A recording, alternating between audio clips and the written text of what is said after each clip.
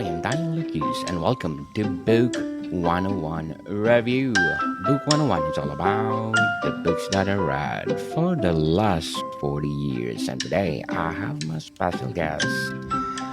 She is a proud UC Berkeley alumna, devoted wife, mother, finance professional, and the author of the children's book, Alina the Super Saver, no other than Miss January Liddell.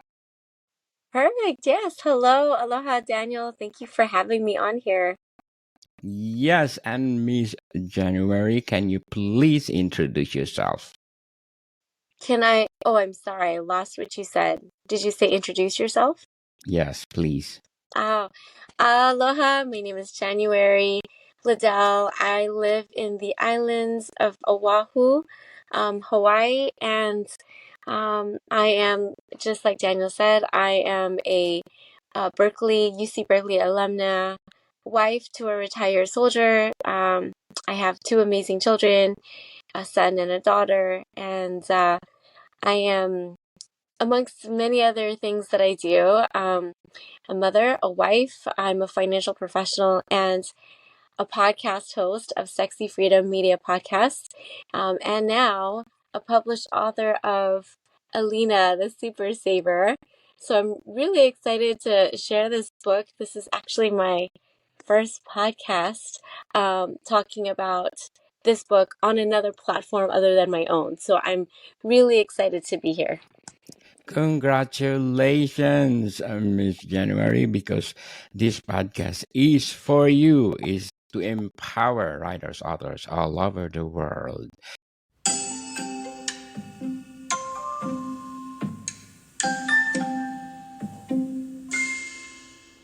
Can you share to us your experiences at UC Berkeley? My experience at UC Berkeley. Yeah. Well, I loved being there. I loved college. It was a time of freedom and a time of just opening my mind, opening my my outlook in life, and just a lot of different experiences. Really enjoyed going there, so much so that I have inspired my son ever since he was little to attend Berkeley. So he's now 15, and ever since he was 3, I've kind of planted it in his mind to go to UC Berkeley. So that's his dream school, is to go there.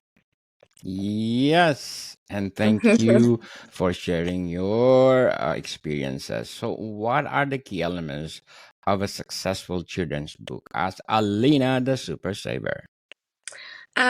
Okay. So, I guess I'm going to start from when I first was inspired to write the book. So, um, when I had my son, he was 6 weeks old when my husband left for a deployment, and my husband tried to get out of that deployment, but yeah, he couldn't. He wasn't able to. It's a slot that he needed to fill, and so at 6 weeks old, I'm a new mom. He's a new dad. We have this newborn baby, and my son left. And so as a new mom, I'm like, what do I do? And I felt it was important to read books to my son at a young age. So at 6 weeks old, I was starting to read books, and I had a routine with him. And as I was reading these books to him, even um, as far as to my daughter as well, because I was reading books to my daughter, I always felt this need or this urge to write a book, a children's book, so my children can read it themselves. But 3 years ago was really when I proclaimed out loud that I wanted to write a children's book. And at the time, I was in the health and wellness industry. So I was a health coach and really enjoyed that industry, because, as you know, our health is wealth, and it's really important for me to be able to eat healthy, to think healthy, so mind, body, soul.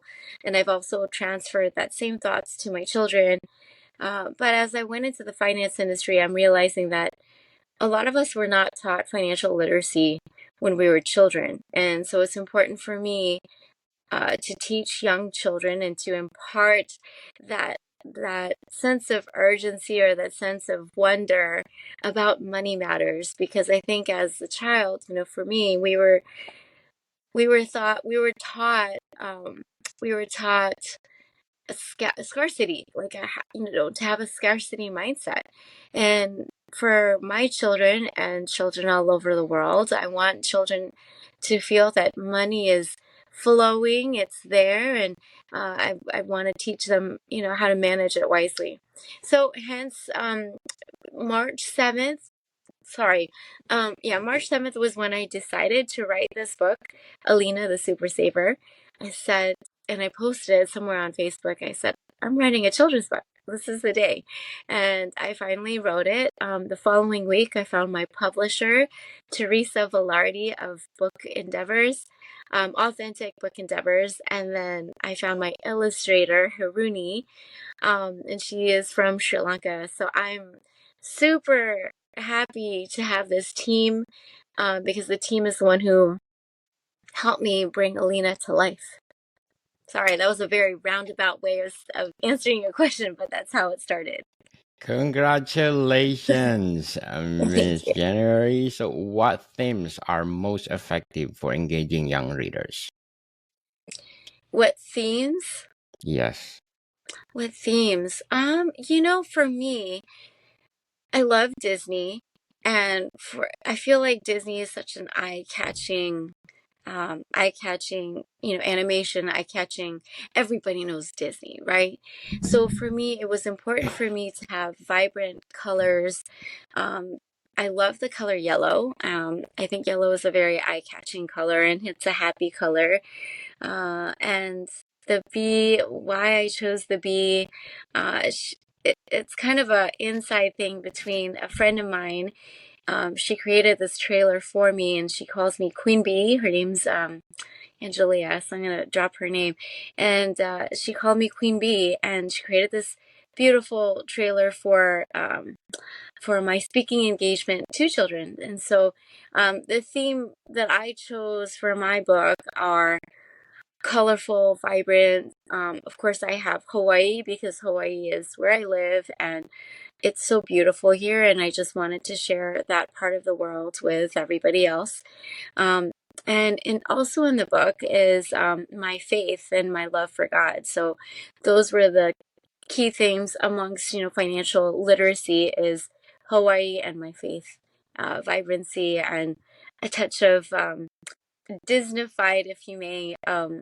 Yeah, and those are the themes that I chose for Alina the Super Saver and the Honeymaker series. Since this is not the only book that I'll be writing several more. Okay, looking forward for those series of children's books. So, how did you make your story both entertaining and educational?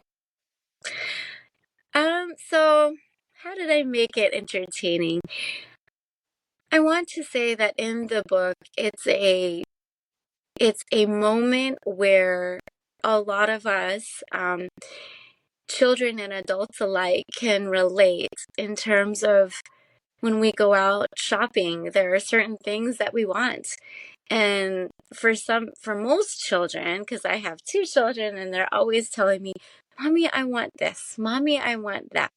So there's always something that we want, right? And so for me, I feel like children and adults alike will resonate with that type of wanting to get something. And obviously, it's not free. We have to pay for that. So it's a story of resiliency. It's a story of thinking outside of the box. Um, and as far as like entertainment wise, I feel like I'm a funny type of person, and I feel I have a good sense of humor, and I feel like um, the words that I have in there are going to either plant seeds or they'll resonate with the readers. And so I do have a glossary in there. I have money facts. I have money affirmations as far as the educational piece.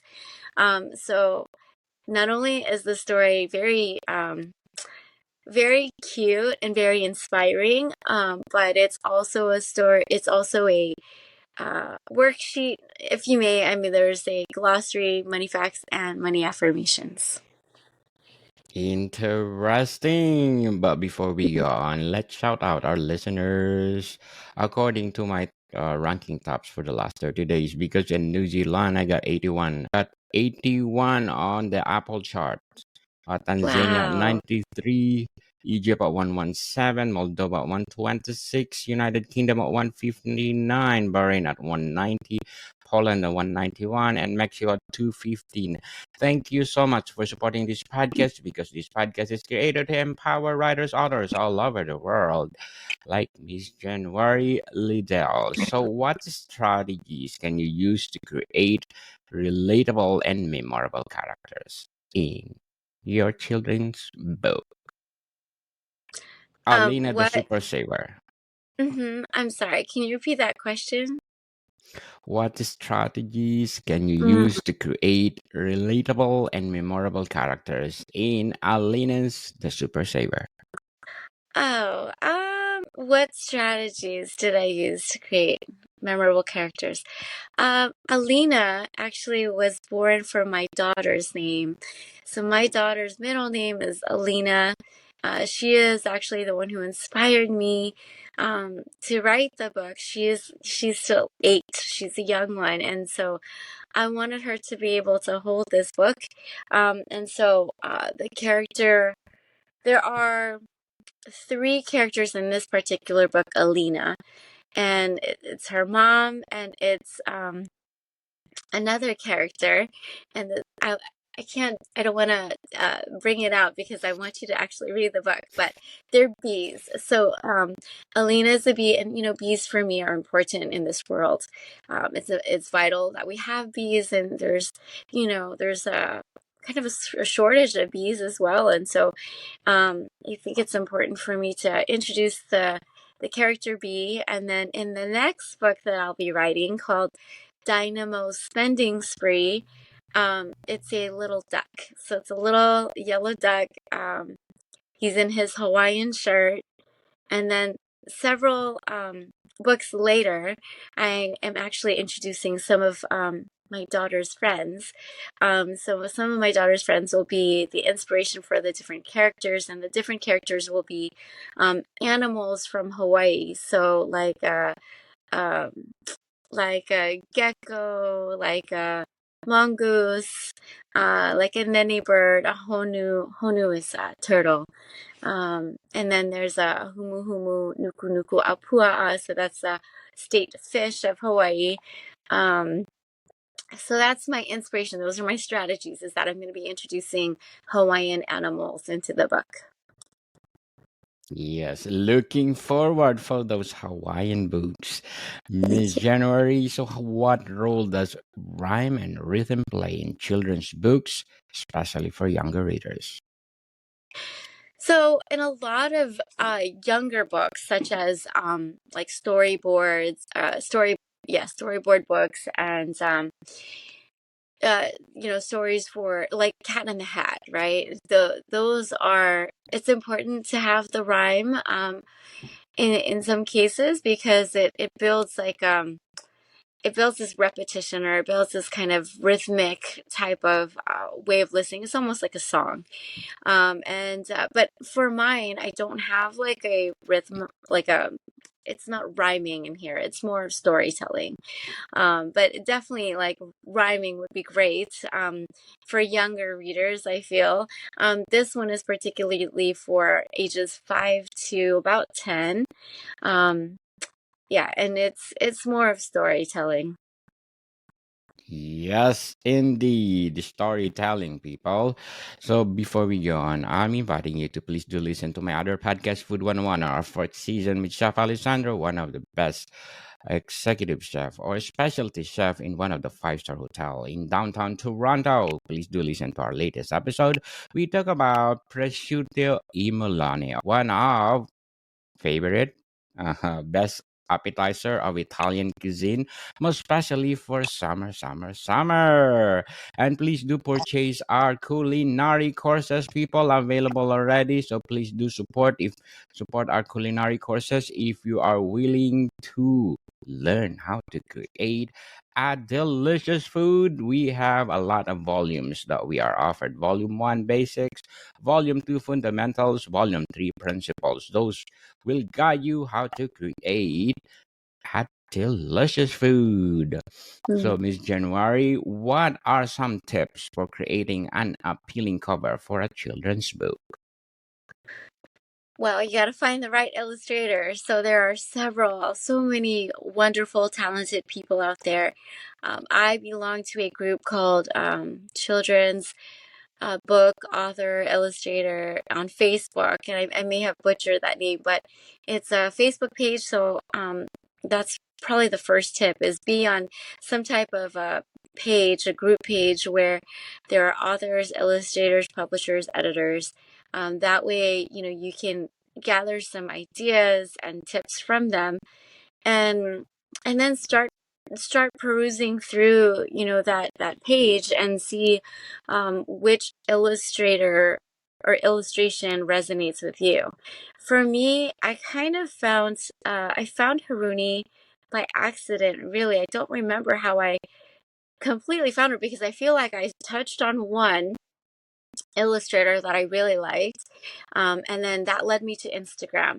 And then from Instagram, I just kept like pressing different buttons, and I found Haruni. And the reason why I liked Haruni's illustrations is because not only did she illustrate in such a way that was so cute, so adorable, I felt it resembled Disney to some degree.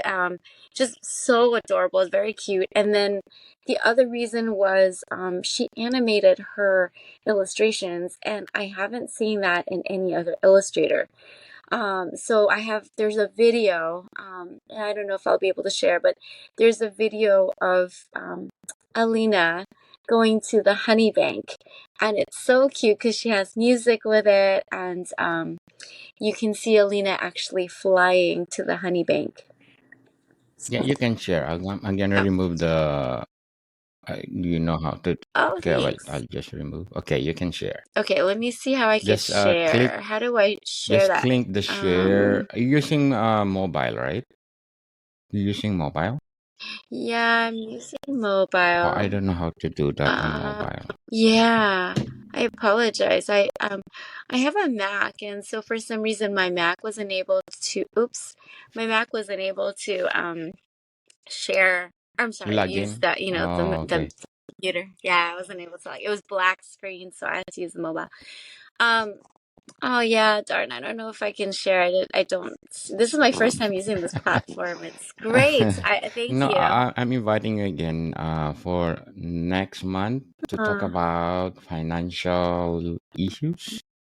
If you Literacy, are, yeah, literacy. Yeah, literacy, financial literacy, if you are interested. I'd love And to. then at the I would love to. end, we gonna promote your book. Yes. So Yeah. one more question, Miss January. What are your tips for those Mm. aspiring writers in children's books? I believe there are many people out there that would love to write books, period, whether it be children's or adult books. And my suggestion to you is don't wait. If you want to do it, if that's something in your heart that it's calling to you to do, make that decision. Make that decision to just start writing. It's not as daunting as I thought it would be. My publisher, Teresa, made it so easy and made it so accessible to me, to write this book. So from March 3rd up until I just put it on Amazon last week, Monday, so July 8th, that was about a 4 months to get this, printed, published, all of the above. Yeah, there's my book, and here's my book. So for my tip is just say yes. Just say yes, I will do it. And everything else will flow. That's what happened to me. It was a dream. It was something that I wanted. And then March 7th, I made the decision to write the book, and it just started flowing. Get your paper out. I'm a pen paper type of person. So if you're a pen paper type of person, or you like to write, typing, just start typing, and then find a great publisher like Teresa, and Teresa will help you and assist you with your story, and she'll help edit it. I do recommend Teresa. So if you ever need a publisher, please reach out to Teresa Velarde. Reach out to me, January Liddell, and I can help you a little bit more, and share a little bit more about how I, started. And it's not even ending. I'm not even ending this, because there's so much more to just writing the book, finding the publisher and the illustrator. But now it's marketing it. And today, actually, I'm going to certain places here on island to try to talk to the book buyer of that particular store, so that they can put the book on their shelves. So that is one thing I'm doing today. So there's a lot of tips, but I would just say just start, just make that decision and go for it. Go, go, go, people. Stop procrastinating. If you have something in mind, don't hesitate to do it. Do it, do it, do it. Because who knows, you will be one of the best in the making, like January Liddell. Um, So, what Thank is you. your short term and long term goals in writing children's books? Oh, great question. So my short-term goal right now is to get the book in Target, Walmart, Ross. There's a place here called Navy Exchange. It's a military store. So those are my short-term goals. And of course, marketing it to everyone on my Facebook page, Instagram. Um, so those are short-term, and along with getting my pre-orders, to everyone that bought. As far as my long-term goals are to write 7 more books. So I'm trying to write 7 more books. I like the number 8. I like the number 7. I think those are great numbers, and I feel like there's just so much to write about financial literacy, that it's really important for me to not just write one, but write several. And there's a lot of beautiful sites here in Hawaii that I'd like to include in the book. So as far as long-term goals, those are my long-term goals, is to write the 7 books to complete the series, the Honeymaker series. Um, Eventually, I'd love to do a book signing. I'd love that. I'd love to, one of the other things that I love, and this is the first time I'm sharing it, so it's very exciting. I would love to have an animation of Alina the Super Saver. So I'd love to have her as, our cartoon on TV. So that's my dream. So we'll see. We'll see what Yes, happens. yes. I wish you all the best for Alina, the Super Savior. I hope there will be a series on Netflix or whatever platform, streaming platforms. Alina, the Super Savior. Just like Dora, Yeah. or what else? Famous children's anime for children's. So, before we go on, please do grab a copy, or please do purchase one of bestsellers audiobook.